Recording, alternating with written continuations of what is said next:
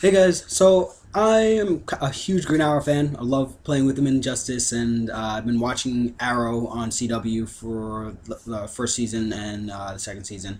Decided why not do reviews on it. If you haven't watched the first season, watch that first. I think they just added that on Netflix, and it's also on Hulu.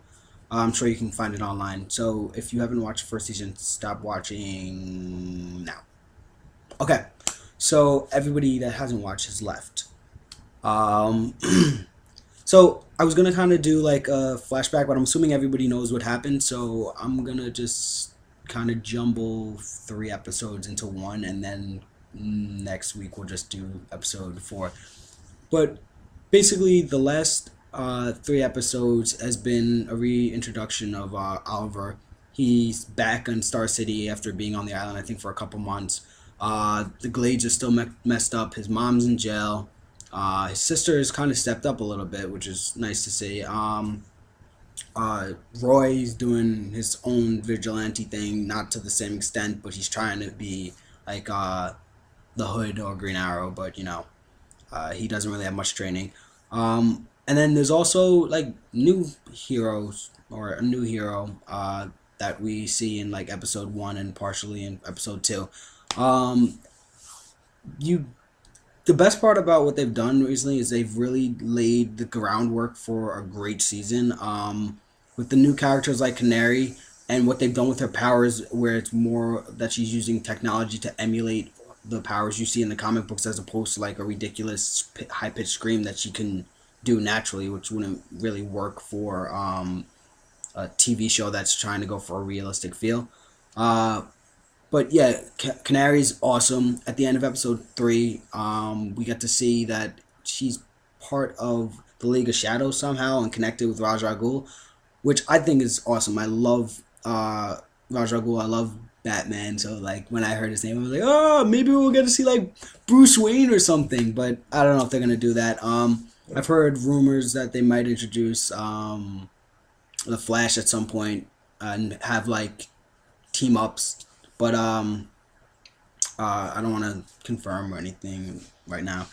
Um, but yeah, Canary's been awesome. Roy was trying to figure out who Canary was because Roy and the Hood have now somewhat teamed up because Green Arrow realizes that if Roy is gonna stay safe, he needs to somehow like keep him out of trouble, but also include him in his work. So he's kind of turned into like the Hood spy. I like that because there's a relationship building between them. Now, hopefully, they can grow on that and it can progress into like Green Arrow and Red Arrow and him and Speedy and everything. But I think that'll play out later on. I think right now Roy's probably gonna stay where he is until he's like, you know what, I don't need to just be your spy. I can do more than that. Um, but I love that they've introduced Roy as like a character that's definitely going to play a larger role. Canary, she's definitely going to play a role. I don't know if there's going to be a love interest like there is in the comics and everything and in the animated series, but I I'm hoping there is. Um, Oliver's definitely been more of a team player, and one of my favorite parts about what they've done is in like the New 52, there's a lot of financial things going on with uh, Ollie's company, and they've taken that and also put that in the show. He's not only trying to make a difference as Green Arrow, he's also trying to make a difference as Oliver Queen businessman.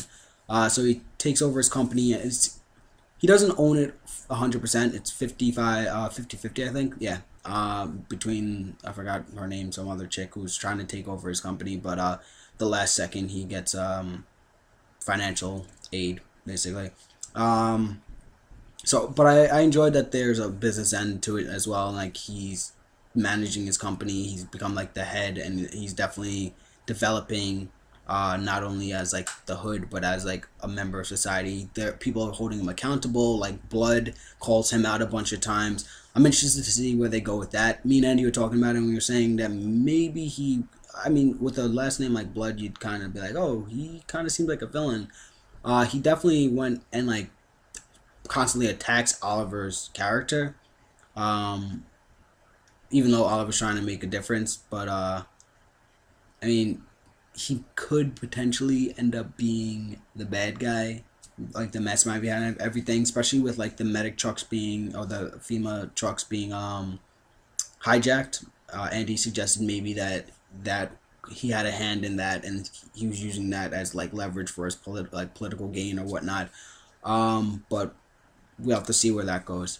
Um, all in all, I've liked what they did with the last couple episodes. They had the serial killer guy, the doll maker, back. They took him down. Oliver's stopped killing people, so he's more of like less of a vigilante, more of a help to the police, even though they don't see him as a help right now. He's moving more towards like the good guy that everyone is gonna eventually see. Um, Canary is a little bit more ruthless though, so I wonder how that's gonna play out. If he's gonna have to try to convince her to change her ways, but as anybody that's read any of the comics knows, people that are part of the League of Shadows tend to be kind of ruthless and a little fucked up. So it's gonna be interesting to see if Oliver can make that work. What do you guys think about the last three episodes? Do you like the direction they're going? Do you like the characters they're introducing? Um, Comment below. Tell me if you are interested in seeing where this show is going. All right, so I'll see you guys next week. I'm just gonna do one like episode 4 review next. I just wanted to kind of wrap up all the uh, episodes into one because I didn't do reviews for the other one. So, see ya.